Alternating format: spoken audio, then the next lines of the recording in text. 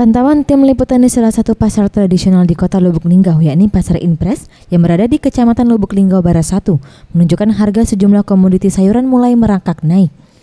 Kenaikan harga sayur mayur di kota Lubuk Linggau ini dikarenakan minimnya pasokan sayuran yang masuk ke pasaran dan sebagian besar dipasok dari kota Curup, Provinsi Bengkulu. Menurut pedagang sayuran Sumu ini, harga kubis dan sawi naik Rp2.000 per kilonya, yang sebelumnya Rp4.000 menjadi Rp6.000. Kacang buncis dari Rp4.000 menjadi Rp6.000, serta cabai naik berkisar Rp5.000 per kilonya, yakni sebelumnya Rp20.000 naik menjadi Rp25.000 per kilonya. Oh, ini naik per kilo. Kalau kubis per kilonya Rp1.000, kalau buncis Rp2.000. Itu biasanya berapa harganya?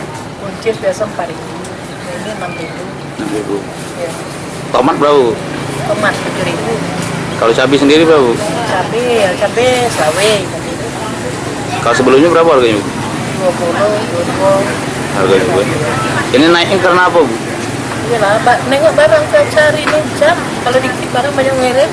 Oh, ini barang kita dari mana, Bu? Dari sini. Setiawan, Sriwijaya TV.